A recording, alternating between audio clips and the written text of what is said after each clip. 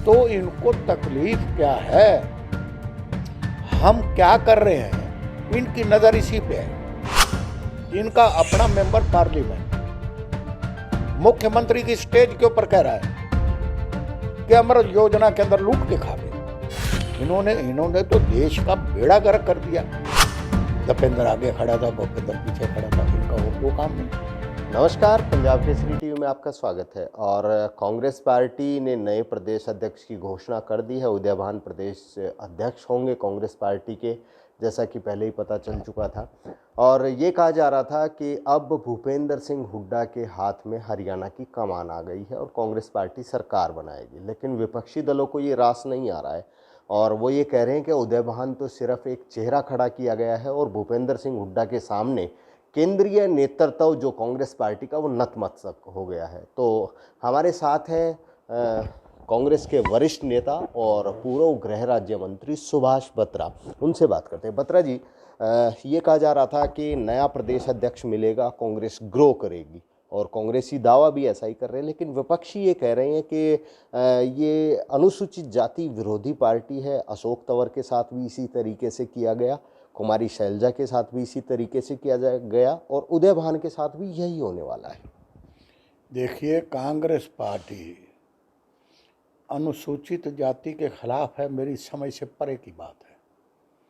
आप मुझे एक बात बताइए, यही शैलजा बहन जी 15 साल भारत सरकार के अंदर मंत्री रही हैं, अनुसूचित जाति से थी। यही शैलजा के पिताजी चौधरी दलबीर सिंह यूनियन गवर्नमेंट में मंत्री रहे हैं, अनुसूचित जाति से थे।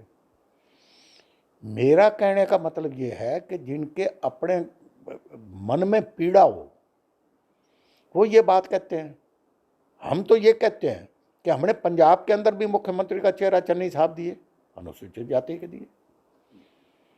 जो चांदराम बहुत बड़े लीडर थे, अनुसूचित जाति के थे, शिपिंग मिनिस्टर थे।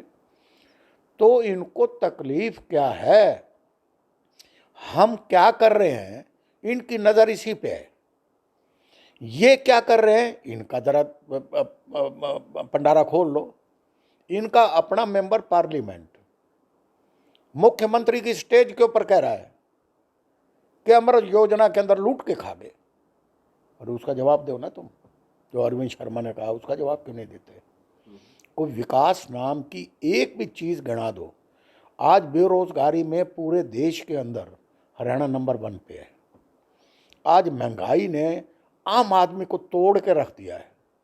112 रुपये लीटर पेट्रोल, 100 रुपये डीजल, 1000 रुपये सिलेंडर। आज सब्जी दालों के भाव देखो। इन्होंने तो देश का बेड़ा गर्क कर दिया।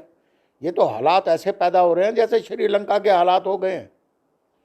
इनका तो मुद्दा सिर्फ एक है, धर्म के नाम के ऊपर लोगों को बांटो, हिंदू मुस्लिम, हिंदू मुस्लिम, हिंदू मुस्लिम, फसाद पैदा करो और जाति के नाम के ऊपर वोट लो। इसके अलावा इनके पास कोई एजेंडा ही नहीं है। बता दो कौन सा एजेंडा।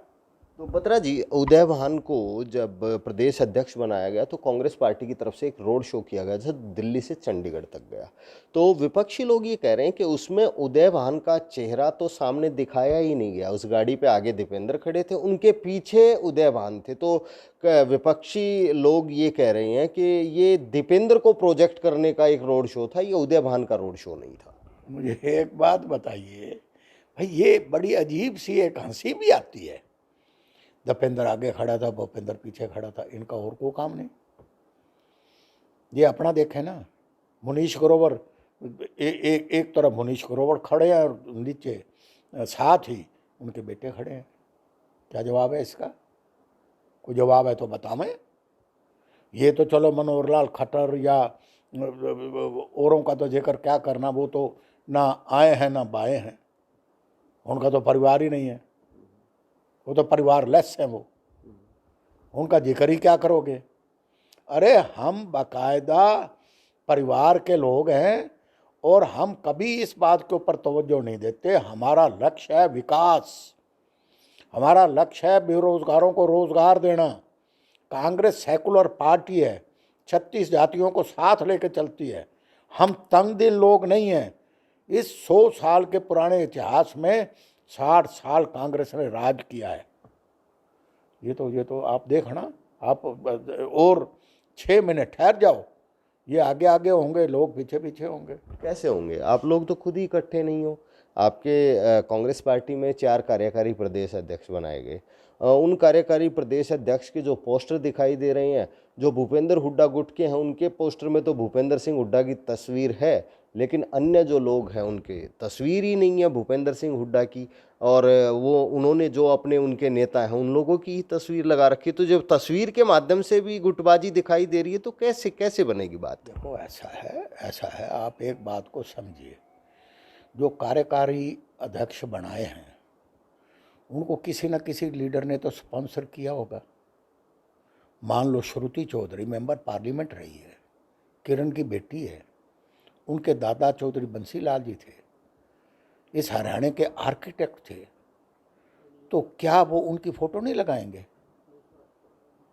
आप मुझे एक बात बताइए, मान लो कोई कार्यकारी अध्यक्ष किसी ने स्पॉन्सर किया, लेकिन मैंने एक पोस्टर ऐसा नहीं देखा जिसके अंदर सोनिया जी की, राहुल जी की, भूपेंद्र हुड्डा जी की, शैलजा बहन जी की फोटो ना हो। हर पोस्टर में ऊपर फोटो दियो। आप जिला कांग्रेस कमेटी के दफ्तर में जाके देख लीजिए, वहाँ भी सबकी फोटो लगी हुई है। कोई एक आध मान लो चूक रह भी गई तो इनके पेट में दर्द क्यों हो रहा है, मेरे तो समझ नहीं आती। इनको तो जुलाब लेने की ज़रूरत है, इनका पेट साफ नहीं है, ना ये मन के साफ, ना ये तन के साफ, ना इनका विकास से कोई लेना देना। इनका तो ये है धर्म के नाम पर और जाति के नाम पर कैसे वोट बांटने, कैसे खेल करना। और भ्रष्टाचार में मेरा बहुत लंबा, मैं 1991 में एमएलए और मंत्री बन चुका था, 17 साल जिले का प्रधान रहा हूँ, प्रदेश का जनरल सेक्रेटरी रहा हूँ, मेरा बहुत पुराना एक्सपीरियंस है। मैंने आज तक इतनी भ्रष्ट गवर्नमेंट, भ्रष्टाचार में लिप्त गवर्नमेंट मैंने कभी नहीं देखी। बत्रा जी, उम्र आपकी काफ़ी हो गई है और एक्सपीरियंस भी काफ़ी है। बचपन से पढ़ते आ रहे हैं एकता में बल होता है, लेकिन कांग्रेस पार्टी प्रदेश में एक नहीं दिखाई दे रही। कोई कार्यक्रम करता है उस स्टेज पे कोई नहीं होता, कोई दूसरा करता है वो फिर उस स्टेज पे नहीं जाता। तो कैसे कैसे आप लोग ये दावा कर पा रहे हो कि हम सरकार बनाएंगे, हम ये करेंगे? भारतीय जनता पार्टी में आपने कोई देखा एक का? 2 मिनट मेरी भी सुनना तसल्ली से। इनेलो में देखा एक का? जजपा कहाँ खड़ी है, उनका दादा कहाँ खड़ा है, उनके परदादे कहाँ खड़े हैं, ओम प्रकाश चौटाला जी कहाँ खड़े हैं, अजय चौटाला कहाँ खड़ा है, अभय चौटाला कहाँ खड़ा है। जहाँ ओम प्रकाश जी धनखड़ आएंगे वहाँ रामविलास जी नहीं आएंगे। अब मैं इसके ऊपर भी सवाल करूं कि ओम प्रकाश धनखड़ जी हैं तो रामविलास क्यों नहीं है? ये सवाल बेतुके सवाल हैं। जब समय आएगा कांग्रेस एक माड़ा में प्रोई हुई नजर आएगी।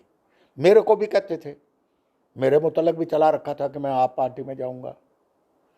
मैं रोजाना क्लैरिफिकेशन देता रहा कि कांग्रेस को छोड़ना तो एक सुसाइड करने वाली बात है।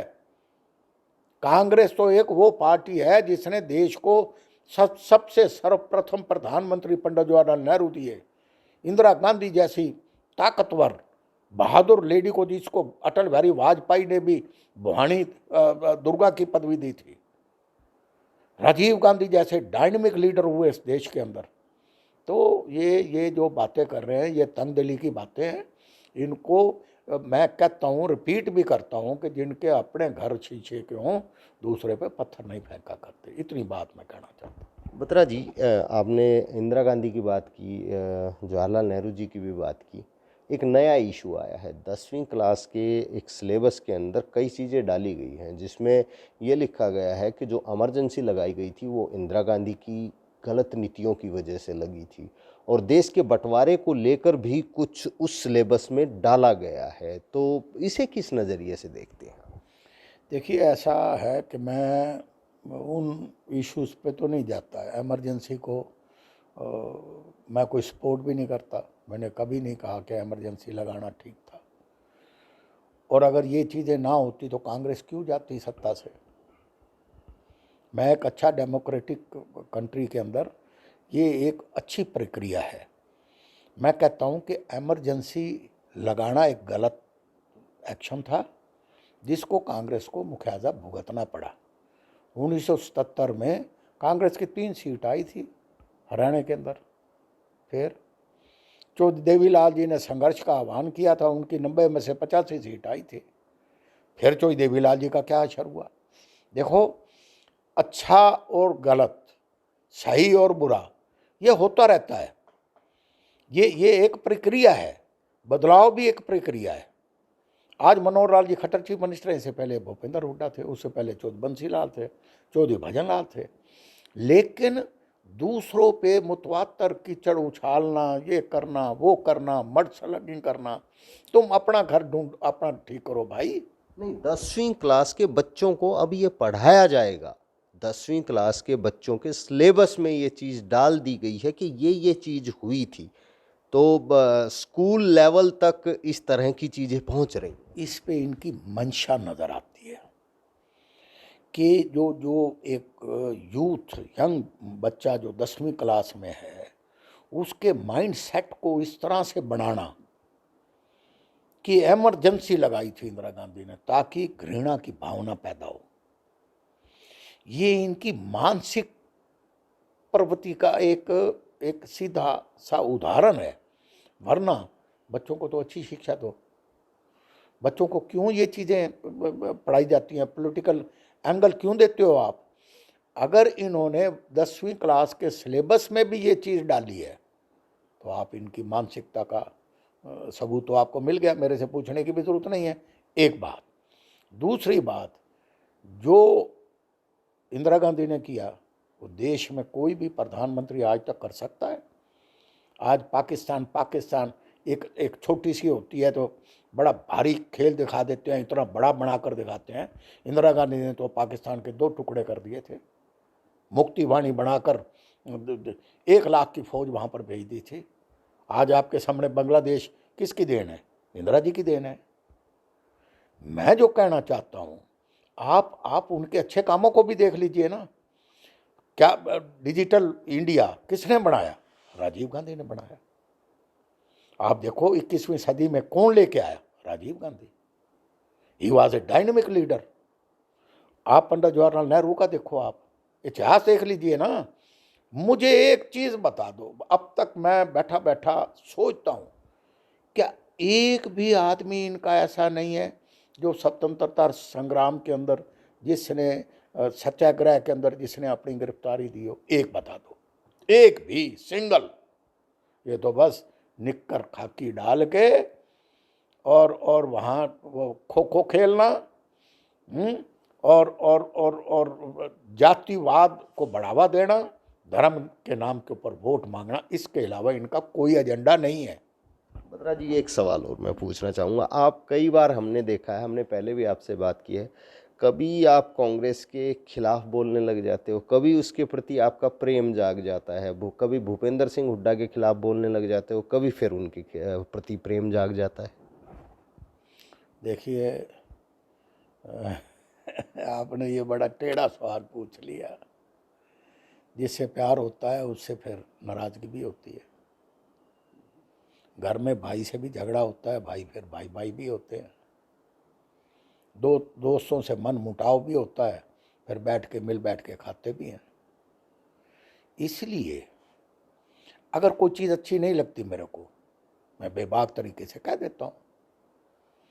हो सकता है उनको बुरी भी लगती हो, लेकिन कोई उन पे हमलावर हो, फिर उनके डिफेंस में आके खड़ा हो जाता हूँ। इसमें कोई बुरी बात क्या है? अच्छे को अच्छा कहना गलत है क्या? बुरे को बुरा कहना कोई गलत है क्या? तो मेरी ये शैली है, मेरा स्वभाव है।